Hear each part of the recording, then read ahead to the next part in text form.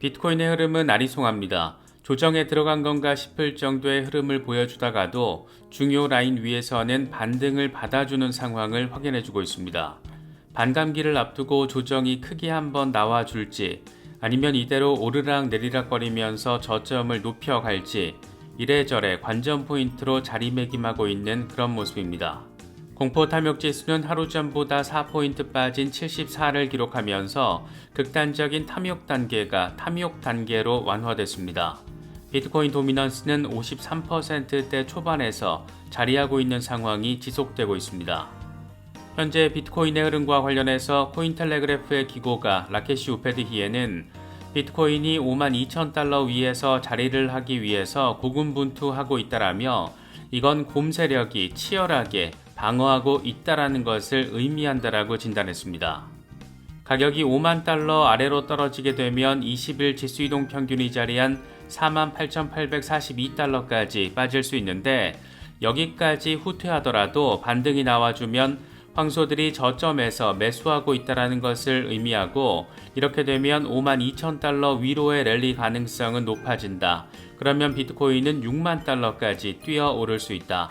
반면 가격이 20일 지수이동 평균 아래로 빠지면 50일 단순이동 평균이 자리한 44,924달러까지의 하락이 시작된다라는 신호가 된다. 이렇게 분석했습니다. 지금 비트코인의 흐름을 백업하는 재료는 크게 두 가지로 반감기 이슈와 비트코인 현물 ETF 이슈입니다. 먼저 비트코인 반감기는 이제 정말 60일도 채 남지 않은 상황입니다. 지금 하루 평균 900개 정도 비트코인이 채굴되고 있는데 이게 450개 절반으로 줄어들면서 비트코인의 희소 가치를 자연스럽게 높이게 되고 이를 통한 시세 반등이 이루어졌던 것이 지난 3번의 반감기 역사입니다. 반감기 패턴과 관련해서 분석가 렉트캐피탈은 이번 비트코인 반감기는 4월이다. 이번 강세장의 정점은 반감기 이후 518일에서 546일 뒤에 발생할 수가 있다. 비트코인은 2025년 9월 중순 또는 10월 중순쯤 정점을 찍을 수 있다. 이렇게 과거 패턴의 반복성이 이어졌을 때 내년 하반기에 새로운 고점이 만들어질 수 있다라는 이야기를 강조했습니다. 그런데 이번 비트코인 강세장은 과거와 비교했을 때 조금 특이한 지점이 자리하고 있습니다. 비트코인 현물 ETF 이슈로 인해서 월가의 대형 기관들이 이미 이 시장에 들어와서 비트코인을 적극적으로 매집하고 있기 때문입니다. 그래서 전고 돌파 시점이나 비트코인의 조정 시점 등과 관련해서 이런저런 이야기들이 나오고 있습니다. 먼저 분석가 닥터 프라핏의 주장입니다. 이 양반은 많은 사람들이 반감기를 불과 60일 앞둔 지금 큰 조정이 있을 거라고 예상하는데 지금은 상승 여력이 더 많이 있고 반감기 이후에 조정이 있을 것이다. 그렇게 조정을 겪은 뒤에 올타임 하이까지 전속력으로 나아가게 될 것이다. 이렇게 이야기를 하면서 통상적으로 반감기 전에 발생하곤 했던 되돌림이 이번에는 없을 거라는 점을 설명했습니다. 그러면서 제시한 주장이 재밌습니다. 비트코인은 30일 안에 52,000달러에서 65,000달러 사이에 자리할 것이다. 60일 안에는 5만 달러에서 69,000달러 사이, 90일 안에는 4만 달러에서 5만 달러 사이, 120일 안에는 5만 달러에서 8만 달러, 9월과 10월에는 10만 달러를 훨씬 넘어설 것이다. 이렇게 전폭적인 숫자를 제시했습니다. 여기서 해석을 뽑아낼 수 있는 포인트들이 몇 가지가 있는데 60일 안에 최소 5만 달러 이상의 자리를 할 것이라는 것은 반감기 전에 만에 하나 되돌림이 발생하더라도 기껏해야 5만 달러 수준, 90일과 120일 구간에서 제시한 가격을 보면 5월과 8월 사이에는 4만 달러에서 5만 달러를 저점으로 바라볼 수 있다라는 거, 120일 안에 고점이 8만 달러가 될 것이라는 것은 8월 전에 전고 돌파가 이루어지고 새로운 고점이 만들어질 수 있다라는 것, 이런 맥락적 의미들이 지금 포함되어 있습니다. 이건 전고 돌파 시점이 엄청 앞당겨지는 것이라서 이래저래 기대감을 갖게 만드는 숫자이긴 한데 그래서 이게 기대감 수준으로 정리가 될지 현실 속 숫자가 될지는 조금 더 지켜봐야 하는 것이긴 한데 괜히 더 기대감을 갖게 만드는 것은 역시나 블랙록입니다. 일단 블랙록이 지금 자사 현물 ETF에 보유하고 있는 비트코인은 12만 2천 개를 돌파하는 것으로 나타났습니다. 정확히는 12만 2,643.51760개, 63억 달러 규모인데 1월 11일 출시 이후에 이제 한 달이 조금 넘은 상황에서 비트코인을 무려 12만 개 넘게 쓸어 담았다라는 겁니다. 전 세계에서 가장 많은 비트코인을 보유한 상장 기업 마이크로스트래티지가 지금 19만 개를 가지고 있으니까 지금 블랙록이 쓸어 담는 속도가 얼마나 빠른지 지금 속도라면 머지않아서 마이크로스트래티지의 보유량을 추월할 수도 있다라는 거 충분히 느낄 수 있는 부분입니다. 블랙록이 현지 시간으로 2월 22일에 기관들을 대상으로 한 디지털 자산 서밋을 열기로 한 게 이게 또 엄청난 관심을 지금 받고 있습니다. 기관들을 대상으로 디지털 자산에 투자하라고 꼬드기는 내용을 공식 서밋의 형태로 전달을 하겠다라는 건데 공식 계정이 설명하고 있는 내용들이 아주 흥미롭습니다. 기관 투자자들이 디지털 자산 시장에 참여하고 있는 나름의 현황, 특히 최근 30일 동안에 있었던 일대 사건들을 정리를 해놓고 있습니다. 내용이 좀 많긴 한데 워낙 흥미로운 지점들이고 의미가 있기도 하고 특히 블랙록이 선정한 나름의 의미 포인트들이라서 하나씩 정리해 보도록 하겠습니다. 블랙록과 바클레이스는 JP모건 블록체인을 이용해서 기념비적인 담보 거래를 진행했다. 블랙록 CEO는 비트코인과 암호화폐가 질적 안정으로 이어질 것이라는 믿음을 밝혔다. 유럽의 주요 클리어링 하우스인 유로클리어가 디지털 유로본드를 1억 600만 달러 규모로 처음 발행을 했다. JP모건은 자사 디지털 코인이 매일 10억 달러 가치의 거래를 처리한다라고 발표했다. 암호화폐 시장의 시가총액이 2년 만에 처음으로 1조 5천억 달러에 근접했다. CME 비트코인 선물 미결제 약정이 바이낸스를 제치고 2년 만에 처음으로 1위를 차지했다. UBS가 홍콩의 부유한 고객들을 위한 암호화폐 ETF 거래를 시작했다. 일본의 대형은행 노무라가 이더리움 펀드를 출시했다. 블랙록은 이더리움 현물 ETF 승인 신청을 했다. HSBC는 기관 투자자들을 위한 디지털 자산 보관 서비스를 발표했다. 영국은 실물 경제로 스테이블 코인을 도입하기 위한 제안을 발표했다. 태국에서 네 번째로 규모가 큰 은행이 1억 3천만 달러를 암호화폐 거래소에 투자했다. 스탠다드 차타드의 조디아 커스터디가 홍콩으로 확장했다. 위스덤 트리가 블록체인 활성화 앱을 위한 더 많은 디지털 펀드 계획을 발표했다. 세계은행은 유로클리어에서 최초의 디지털 채권 발행을 시작했다. 스탠다드 차타드가 암호화폐 스타트업에 1억 달러를 투자할 계획을 발표했다. 이게 과연 올해 들어서 최근 30일 동안 모두 다 벌어진 일들인 건지 괜히 한 번 더 생각을 해보게 될 정도로 어마어마한 일들이 잇따라서 발생했다라는 것을 느낄 수가 있습니다.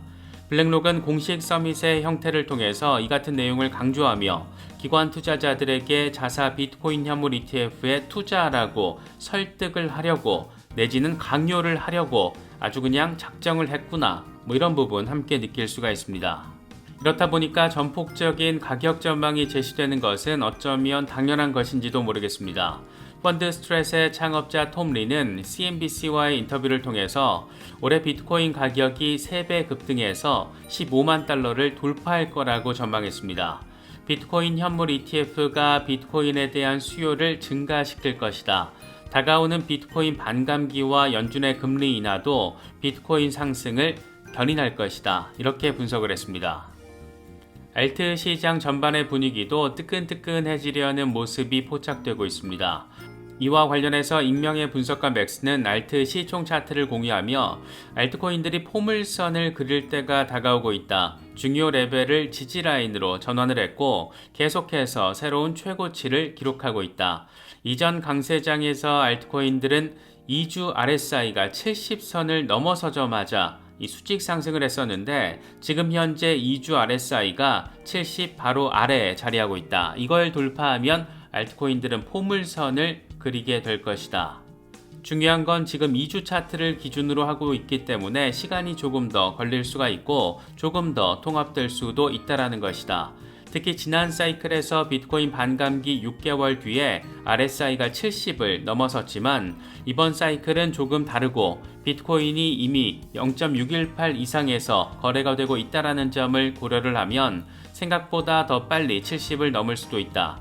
내가 하고 싶은 말은 단기적인 가격 움직임은 무시하고 큰 그림을 보면 엄청 낙관적으로 보인다라는 것이다. 하락은 매수 기회이고 이번 강세장은 역대 최고의 강세장이 될 것이다. 이렇게 긍정적인 부분에 크게 힘을 실었습니다. 무려 3,000달러를 돌파한 알트 대장 이더리움은 이 구간에 대한 돌파 지지 테스트를 지속하고 있습니다. 지금 중요 지지라인으로 지목된 게 2,717달러이고 이 위에서 지지를 잘 받아주면 단기적으로 3,300달러 랠리 가능성, 20일 지수이동 평균인 2,680달러 아래로 다시 빠지면 50일 단순이동 평균 2,467달러 조정 가능성, 이 정도 생각해 볼 수 있는 그런 상황입니다. 지금 알트 전체 시장에서 특히나 눈에 띄는 것은 단연 AI 테마와 관련된 종목들입니다. 엔비디아가 지난해 4분기에 221억 달러, 우리 돈으로 29조 5천억 원 넘는 매출을 올리면서 어닝 서프라이즈를 확인시켜 준 게 AI 테마를 자극시켜 버렸습니다. 매출은 전년 동기와 비교했을 때 265% 급증했고 총이익 역시 122억 9천만 달러로 769% 폭등한 것으로 나타났습니다. 이렇다 보니까 AI 테마 코인들도 급등세를 확인하고 있는데 대표적으로 렌더 토큰, 패치, 월드코인 등이 의미 있는 반등세를 펼쳐주고 있습니다. 이번 강세장에서 과연 누가 AI 테마의 대장으로 자리매김을 하게 될 것인가, 이 역시 관전 포인트가 될 것으로 보이는데 지금 전체 시총 랭킹을 따져보면 렌더 토큰이 시총 40위, 월드코인이 77위, 패치가 78위를 기록하고 있습니다. 리플 XRP의 경우에는 0.55달러 지지 테스트를 진행하고 있는데 강력한 지지 라인으로는 0.46달러, 단기 돌파 가능 라인은 0.57달러 정도, 이게 성공할 경우에는 0.67달러 가능성, 단기적으로 생각해 볼 수 있는 상황입니다. 현재 XRP의 상황과 관련해서 XRP 맥시멀리스트 다크 디펜더는 2월 17일 일간 차트를 기준으로 XRP는 저항선 도달을 확인했고 단기적으로는 지지선을 고려해야 한다. 조정의 마지막 지점은 0.5198달러, 0.5066달러 사이에서 끝이 나는데 목표는 0.6649달러, 이후에 0.7707달러, 그리고 0.9191달러 이렇게 제시했습니다. 흐름이 나쁘진 않은데 0.55달러라는 숫자는 참 나쁘게 느껴지는 게 꼭 기분 탓만은 아닌 것 같습니다. 리플 CEO 브래드 갈링하우스가 이번에 블룸버그 TV와 인터뷰를 진행했는데 이 자리에서 XRP 현물 ETF에 대해서 꽤 아리송한 답변을 제시했습니다. 이 양반은 XRP 현물 ETF를 지원할 것인지에 대한 질문에 대해서 그건 확실히 환영할 만한 일이다, 이렇게 짧게 멘트를 치면서도 구체적인 계획에 대해서는 언급하지 않았습니다. 이어진 질문도 재밌었는데 블랙록을 비롯한 자산 운용사들과 ETF 발행을, 그러니까 XRP ETF 발행을 논의하고 있는지 묻는 것에 대해서는 즉답을 피했습니다. 다만 리플은 XRP 생태계에서 매우 중요한 이해관계자이지만 우리가 유일한 플레이어는 아니다. 비트코인 이외의 다른 암호화폐 현물 ETF들도 출시되는 게 합리적인 일이다, 이렇게 덧붙였습니다. 이 양반 요즘에 아리송하게 말하는 방법 과외라도 받는 건지 꽤 묘한 뉘앙스의 멘트를 던진 것으로 바라볼 수 있을 것 같은데 XRP 현물 ETF 발행이라는 게 리플이 주도할 이슈가 아니라는 점을 유일한 플레이어가 아니다, 이렇게 표현한 것으로 바라볼 수가 있고 다른 알트 현물 ETF도 출시되는 게 합리적이다, 이 같은 멘트를 통해서 XRP 역시 현물 ETF로 출시되는 게 합리적이다, 이런 멘트로 해석되게끔 그 여지를 굉장히 선명하게 남겨버렸습니다. 이 양반 인터뷰 이후에 X를 통해 남긴 멘트도 이 커뮤니티를 지금 자극하고 있는데 오늘 블룸버그 TV에서 미국의 규제 명확성을 위해서 건전한 정책이 아닌 법원의 결정에 우리가 의존할 수밖에 없었던 이유, 그리고 잠재적인 XRP ETF, 리플의 최근 스탠다드 커스터디 인수, 리플이 계속해서 규정 준수 우선 사고방식을 취하는 이유, 이런 많은 이야기를 나눴다, 이렇게 멘트를 던졌습니다. 여기서 XRP ETF가 잠재적이다, 포텐셜하다, 다시 말해서 가능성이 있다라는 의미를 내던지다 보니까 당장 커뮤니티에서는 이걸 블랙록과 연결지으면서 나름의 기대감을 형성하고 있는 그런 상황입니다. 물론 아마도 XRP ETF가 미국 시장에 출시되기 위해서는 무엇보다 소송 이슈가 잘 마무리가 돼야 합니다. 그래서 ETF 이슈도 IPO 이슈도 본궤도에 오를 수 있을 건데 특히 소송 이슈가 지금 두 갈래 포인트 지점으로 나눠볼 수 있다는 점, 다시 말해서 하나는 약식재판에서 증권으로 판명된 초기 기관 대상 판매 XRP에 대한 벌금 이슈, 이게 지금 양측의 입장문이 법원에 순차적으로 제출되고 있습니다. 데드라인이 4월 29일이라서 중간중간 법원에서 벌어지는 상황을 보면 벌금 합의와 관련된 분위기를 짐작할 수 있을 것으로 예상되고, 빠르면 상반기에 벌금 합의와 관련된 법원의 판단 또는 양측의 합의 여부, 이런 것들이 결정될 수가 있고, 늦어지게 될 경우에는 이것도 내년으로 지연될 가능성도 존재합니다. 다른 한 가지 갈래는 이제 4월부터 리플 소송 1심 정식 재판이 개시가 되는 건데 2분기에 배심원 판결이 진행되기 때문에 실제 법원의 최종 판결이 언제 또 어떻게 나올지는 예단하긴 어렵겠지만 배심원 판결 결과와 약식재판 판결 내용을 종합을 하면 얼추 최종 판결에 대한 예측이 가능하지 않을까, 지금 단계에서는 생각해 볼 수 있을 것 같습니다.